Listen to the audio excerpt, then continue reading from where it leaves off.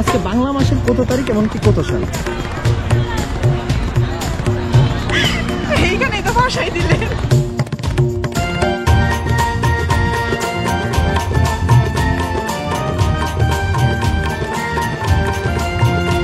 বাংলা নববর্ষের উৎসব পয়লা বৈশাখ নামে পরিচিত, যা বাংলা ক্যালেন্ডারের প্রথম মাস।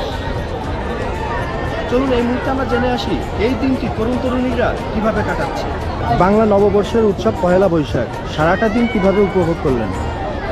সারাদিন অনেক ভালো সময় কাটছে আলহামদুলিল্লাহ।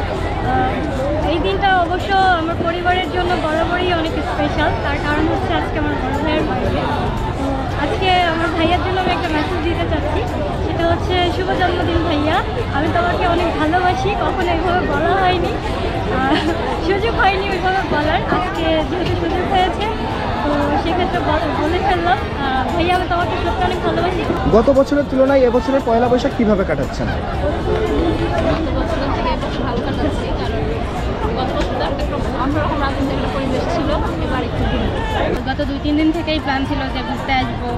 তো সকাল থেকেই ইলিশ পান্তা দিয়ে শুরু, আর এখন বিকেলবেলা ঘুরতে আসলাম হাজব্যান্ডের নিয়ে। সকালবেলা উঠে ঘুম থেকে উঠে পান্তা ইলিশ দিয়ে দিনটা শুরু করেছি। তারপরে সারাদিন একটু বিশ্রাম নেওয়ার পরে দুপুরে পরে বের হয়েছি পরিবার নিয়ে। ওয়ালটন আবারও মিলিয়নিয়ার অফারে ওয়ালটন ফ্রিজ কিনে আপনিও হয়ে যেতে পারেন মিলিয়নিয়ার। সকালবেলা পান্তা ইলিশ দিয়ে দিনটি শুরু করেছি, এরপর ফ্যামিলির সাথে বের হয়েছি, অনেক বেশি ভালো লাগছে। আজকে বাংলা মাসের কত তারিখ এমনকি কত সাল?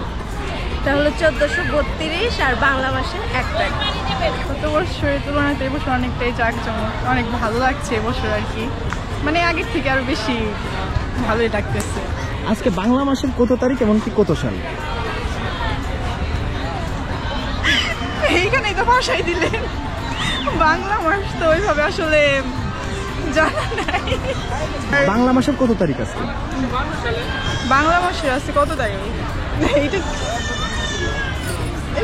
বাংলা মাস গত সরকারের থেকে এ সরকার আর কি অনেকটা আর কি সবাইকে আর ই করছে, নিরাপত্তা দিচ্ছে। ইনশাল্লাহ সামনে আরো ভালো দিন আসবে, অনেক ভালো কাটতেছে।